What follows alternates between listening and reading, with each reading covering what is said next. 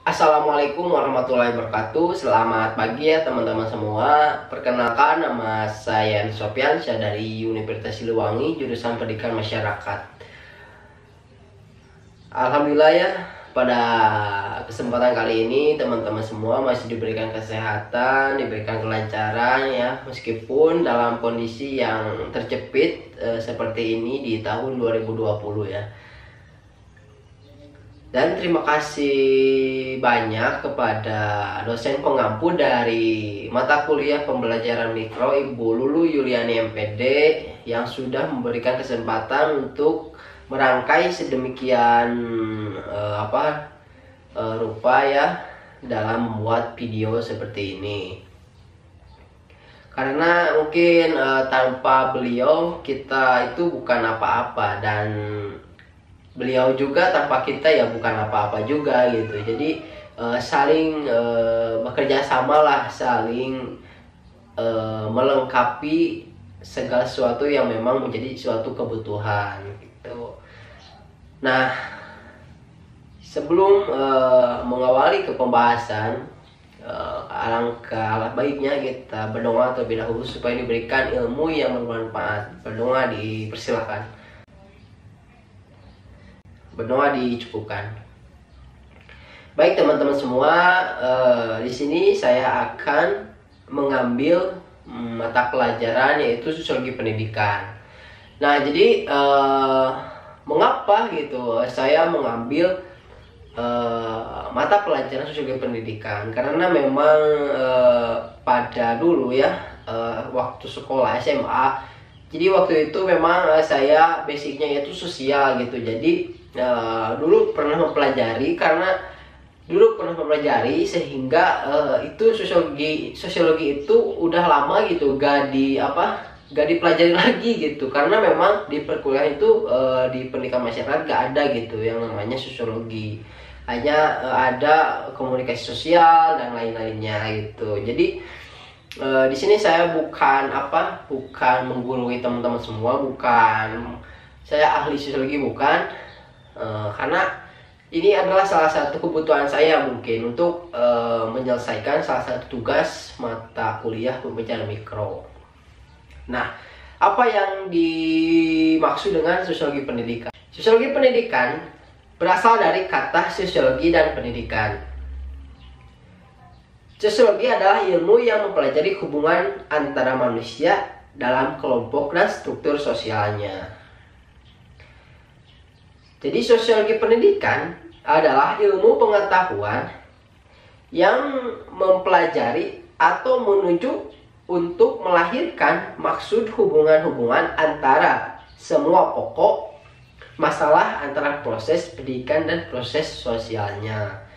Jadi sosiologi pendidikan, bahwa sosiologi mempunyai arti yaitu hubungan antara manusia dengan kelompok-kelompok manusia itu tersebut gitu, sehingga digabungkan menjadi sosiologi pendidikan, yaitu salah satu cabang pengetahuan yang mempelajari atau menuju maksud hubungan-hubungan secara semua dari pokok-pokok masalah antara proses pendidikan dan proses sosialnya gitu. Jadi sama-sama memiliki sinergi yang saling berkaitan lah.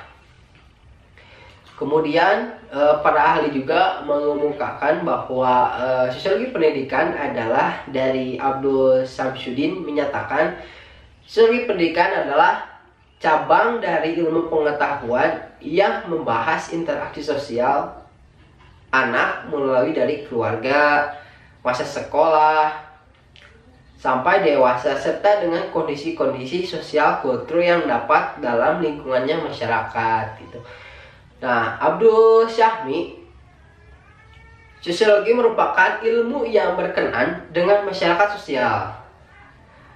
Hubungan yang terjadi dalamnya pengaruh kepada struktur masyarakat tersebut. Secara ilmiah, sosiologi pendidikan membahas tentang interaksi sosial serta hasil-hasil adanya interaksi sosial akan memiliki hasil berupa organisasi sosial. Maka adanya interaksi bahwa menghasilkan berupa organisasi sosial seperti itu. Nah, kemudian ada ruang lingkupnya. Dari sosiologi pendidikan mempunyai ruang lingkup masing-masing. Yang pertama itu adalah sosiologi pedesaan. Sosiologi pedesaan meneliti masalah pedesaan dan melatih ahli sosiologi serta ekstensionis pedesaan dalam bekerjasama dengan lembaga-lembaga pemerintah beserta organisasi petani. 2. Sosiologi industri. Sosiologi industri bahwa yang hanya saja menekankan gaya tradisional yang partikal memberikan peluang munculnya baru yakni feminisme dalam riset. Yang selanjutnya yang ketiga adalah sosiologi medis. Sosiologi medis merupakan bagian dari sosiologi yang kajiannya lebih memfokuskan pada pelestarian ilmu kedokteran khususnya pada masyarakat modern. Yang keempat ada sosiologi perkotaan. Sosiologi perkotaan merupakan studi sosiologi yang menggunakan berbagai statistik di antara populasi dalam kota-kota besar. Yang kelima, sosiologi wanita. Sosiologi wanita merupakan suatu perspektif menyeluruh tentang keanekaragaman pengalaman yang struktur bagi kaum wanita. Yang keenam, ada sosiologi agama. Sosiologi agama merupakan kumpulan studi praktek, struktur sosial, latar belakang, historis, pengembangan, tema universal dan peran agama di dalam masyarakat.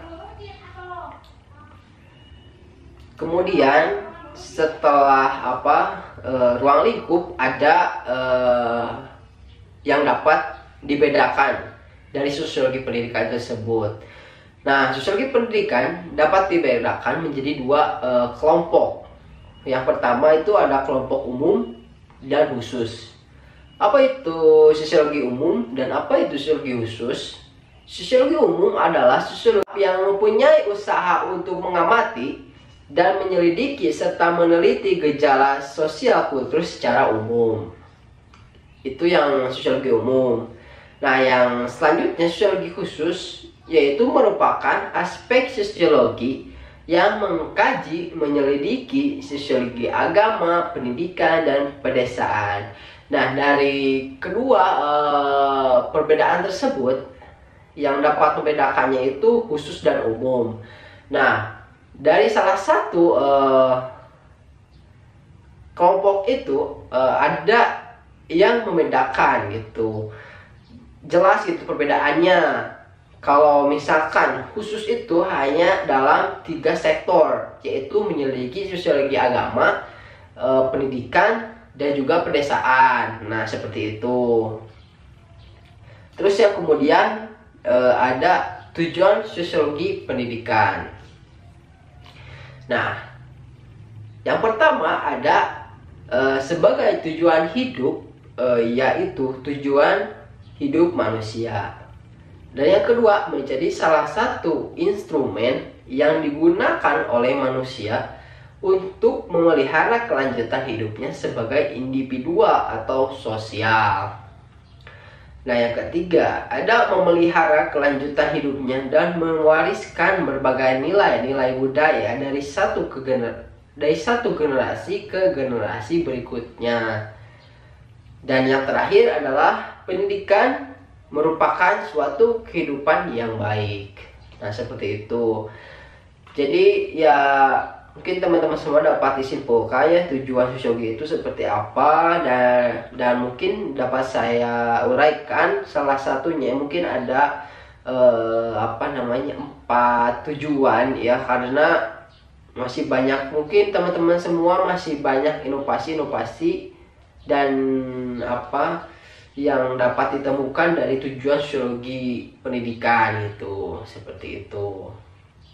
Mungkin sekian pembahasan dari saya, kurang lebih seperti itu. Apabila banyak kekurangan dari pembahasan saya, alangkah baiknya teman-teman memperbaiki kesalahan-kesalahan yang memang kurang berkenan di teman-teman semua. Sekian, Terima kasih. Assalamualaikum warahmatullahi wabarakatuh.